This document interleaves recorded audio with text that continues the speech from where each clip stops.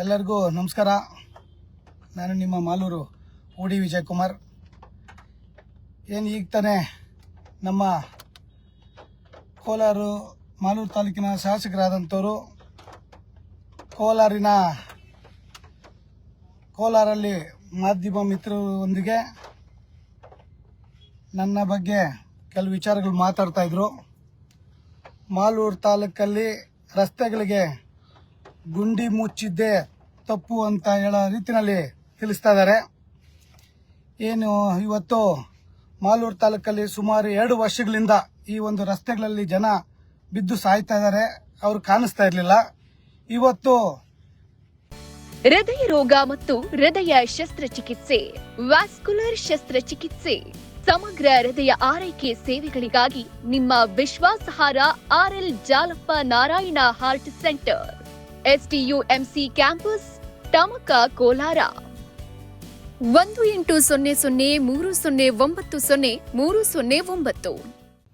ಅವ್ರ ಹತ್ರ ಸರ್ಕಾರದಲ್ಲಿ ದುಡ್ಡಿದೆಯೋ ಇಲ್ವೋ, ಇವತ್ತು ಕೆಲಸ ಮಾಡಿಸ್ತಾರೋ ಮಾಡಿಸಲ್ವೋ, ಮಾಲೂರು ತಾಲೂಕಿನ ಜನರಿಗೆ ತೊಂದರೆ ಆಗ್ತಾ ಇದೆ ಅನ್ನೋ ಉದ್ದೇಶ ಇಟ್ಕೊಂಡು ಇವತ್ತು ಆ ರಸ್ತೆಯಲ್ಲಿ ಎಷ್ಟು ದಿನಕ್ಕೆ ವೆಹಿಕಲ್ಗಳೆಲ್ಲ ತೊಂದರೆಯಾಗಿ ನಿಂತಿರ್ತಾ ಇದೆ, ಆ ಹಳ್ಳಗಳಲ್ಲಿ ಎಷ್ಟು ಗಾಡಿಗಳು ಬೀಳ್ತಾ ಇದಾವೆ, ಎಷ್ಟು ಜನಕ್ಕೆ ತೊಂದರೆ ಆಗ್ತಾ ಇದೆ ಅಂತ ಹೇಳ್ಬಿಟ್ಟು ಇಡೀ ಮಾಲೂರು ತಾಲೂಕು ಜನರಿಗೆ ಗೊತ್ತಿದೆ. ಇವತ್ತು ಆ ರಸ್ತೆಯಲ್ಲಿ ಯಾರೇ ಓಡಾಡಿದ್ರು ಕೂಡ ಮಾಲೂರು ತಾಲೂಕಲ್ಲಿ ಜನರು ಶಾಪ ಆಗ್ತಾರೆ ಇವತ್ತು ದಿವಸ ಈ ರಸ್ತೆಗಳು ನೋಡಿ. ಆದ್ರೆ ಇವತ್ತು ಕಳೆದ ವಾರದಲ್ಲಿ ಒಂದು ಸ್ಕೂಲ್ ಮಕ್ಕಳಿಗೆ ಆ ರಸ್ತೆದಲ್ಲಿ ಹಳ್ಳಗಳಲ್ಲಿ ಬಿದ್ದು ಕಾಲು ಮುರ್ಕೊಂಡಿದ್ದಾರೆ. ಇವತ್ತು ಅವ್ರಿಗೆ ಯಾರು ಪರಿಹಾರ ಕೊಡೋದು? ಇವತ್ತು ಇಷ್ಟೆಲ್ಲ ತೊಂದರೆಗಳಾಗ್ತಾ ಇದೆ. ಮಾಲೂರು ತಾಲೂಕಿನಲ್ಲಿ ಶಾಸಕರು ಇವತ್ತು ನಂಜೇಗೌಡರು ಮಾತಾಡ್ತಾ ಇದ್ದಾರೆ, 2 ಲೋಡ್ ಗುಂಡಿಗೆ ವೆಟ್ ಮೀಸ್ ಹಾಕ್ಬಿಟ್ರೆ ಸಾಕ ಅಂತ ಹೇಳ್ಬಿಟ್ಟು ಹೇಳ್ತಾ ಇದಾರೆ. ಆ ಕೆಲಸ ಯಾಕೆ ಮಾಡಬಾರ್ದಾಗಿತ್ತು ನೀವು? ಅದೇ 2 ಲೋಡು ವೆಟ್ ಮೀಸ್ ಯಾಕೆ ಹಾಕ್ಬಾರ್ದಾಗಿತ್ತು? ಟೆಂಪ್ರರಿಗೆ ಜನ ಓಡಾಡೋದಕ್ಕೆ ಹಳ್ಳಗಳು ಬಿದ್ದಿದೆಯೋ ಹಳ್ಳಗಳಿಗೆ ಗುಂಡಿಗಳಿಗೆ ನೀವು ವೆಟ್ ಮೀಸ್ ಹಾಕ್ಸೋ ಕೆಲಸ ಯಾಕೆ ಮಾಡಬಾರ್ದಾಗಿತ್ತು? ಇವತ್ತು ನಾವು ಇವಾಗ ನಿಂತ್ಕೊಂಡು ಮಾಡಿಸ್ತಾ ಇರೋದ್ರಿಂದ 2 ಗುಂಡಿ ಅದೇನು ಶಾಶ್ವತ ಪರಿಹಾರ ಅಲ್ಲ ಅಂತ ಹೇಳ್ತಾ ಇದ್ರ.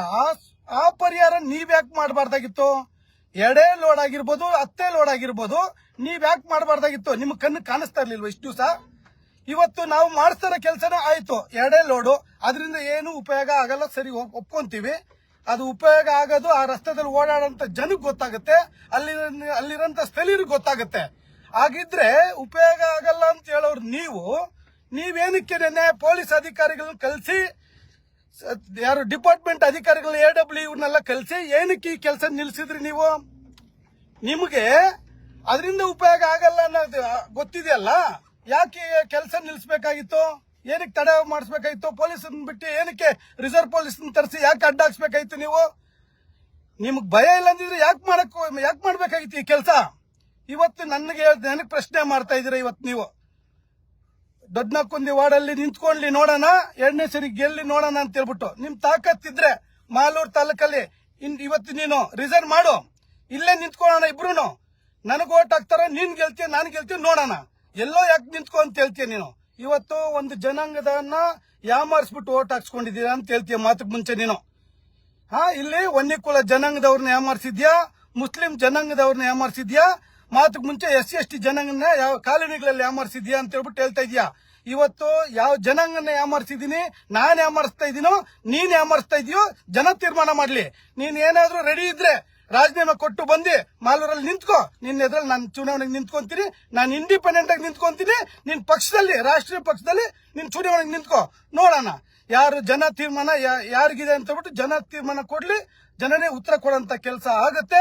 ಮುಂದಿನ ದಿನಗಳಲ್ಲಿ ತಮಗೆ ಇದಕ್ಕೆ ಉತ್ತರ ಜನನೇ ಕೊಡೋಂತ ಕೆಲಸಗಳು ಟ್ಯಾಕಲ್ ನಿಂದ ಕೋಲಾರವರೆಗೂ ರಸ್ತೆನ ವಿಡಿಯೋ ಕಾಲ್ ಮಾಡಿ ತೋರಿಸಬೇಕಾಗಿ ನಾನು ವಿನಂತಿ ಮಾಡ್ಕೊಂತೀನಿ ನಿಮ್ಮನ್ನ. ಇವತ್ತು ನಾವು ರೆಸ್ಪೆಕ್ಟ್ ಕೊಟ್ಟು ಒಬ್ರು ಶಾಸಕರಿಗೆ ಏನ್ ಮರ್ಯಾದೆ ಕೊಡ್ಬೇಕೋ ಮರ್ಯಾದೆ ಕೊಡ್ತಾ ಇದ್ದೀವಿ. ನಾವು ವಿರೋಧ ಪಕ್ಷದಲ್ಲಿ ಇದ್ಕೊಂಡು ಜನರಿಗೆ ಮಾಲೂರು ತಾಲೂಕಲ್ಲಿ ಏನ್ ತೊಂದರೆ ಆಗ್ತಾ ಇದೆಯೋ ತೊಂದರೆ ಬಗ್ಗೆ ನಾನು ಮಾತಾಡ್ತಾ ಇದ್ದೀನಿ. ಹೊತ್ತು ನಿಮ್ಮನ್ನು ವೈಯಕ್ತಿಕವಾಗಿ ನಾವು ಮಾತಾಡೋ ಅವಶ್ಯಕತೆ ನನಗಿಲ್ಲ. ಜನರಿಗೆ ಏನ್ ತೊಂದರೆ ಆಗ್ತಾ ಇದೆಯೋ ಆ ಉದ್ದೇಶಕ್ಕೋಸ್ಕರ ಇಂಥ ತೊಂದರೆಗಳನ್ನ ಸರಿಪಡಿಸಂತ ಕೆಲಸ ಮಾಡಿ ಅಂತ ಹೇಳ್ತಾ ಇದೀವಿ. ನೀವು ಉದ್ದೇಶಪೂರ್ವಕವಾಗಿ ರಾಜಕೀಯ ಪ್ರೇರಿತವಾಗಿ ಇವೆಲ್ಲ ಮಾಡ್ತಾ ಇದೀವಿ ಅಂದ್ರೆ ಖಂಡಿತವಾಗಿ ರಾಜಕೀಯ ಪ್ರೇರಿತನೆ ಅಂತ ತಾವು ಅನ್ಕೊಳ್ಳಿ. ಅದಕ್ಕೆ ಜನ ಯಾವ ರೀತಿನಲ್ಲಿ ಅನ್ಕೊಂತಾರೆ, ಜನ ಅದ್ರ ಬಗ್ಗೆ ಉತ್ತರ ಕೊಡಂತ ಕೆಲಸ ಮಾಡ್ತಾರೆ. ಆದಷ್ಟು ಬೇಗ ತೀರ್ಮಾನ ಮಾಡ್ರಿ. ಅರ್ಥ ಆಯ್ತಾ? ಬೆಂಗಳೂರಲ್ಲಿ ಬಂದ್ ಎಲೆಕ್ಷನ್ ನಿಂತ್ಕೊಂತೀಯಾ, ಬಂದ್ ನಿಂತ್ಕೋ ನೋಡೋಣ. ಅಥವಾ ಮಾಲೂರಲ್ಲಿ ಈಗಿರೋ ಸ್ಥಾನಕ್ಕೆ ರಾಜೀನಾಮೆ ಕೊಟ್ಟು ನೀವು ಮಾಡಿ ತುಂಬಾ ಅಭಿವೃದ್ಧಿ ಮಾಡಿದಿರಲ್ಲ, 230 ಕೋಟಿ 300 ಕೋಟಿ ಅಭಿವೃದ್ಧಿ ಮಾಡಿದಿರಲ್ಲ, ಜನ ತಮ್ಗೆ ತುಂಬಾ ಆಶೀರ್ವಾದ ಮಾಡ್ಬೇಕಲ್ಲ. ಜನ ಆಶೀರ್ವಾದ ಗೊತ್ತಾಗುತ್ತೆ. ನೀವು ರಾಜೀನಾಮೆ ಕೊಟ್ಟು ಚುನಾವಣೆಗೆ ನಿಂತ್ಕೊಳ್ಳಿ, ನಾವು ಎದುರಿಸಂತ ಶಕ್ತಿ ನೋಡೋಣ, ಜನ ಅದಕ್ಕೆ ತೀರ್ಮಾನ ಕೊಡೋಂತ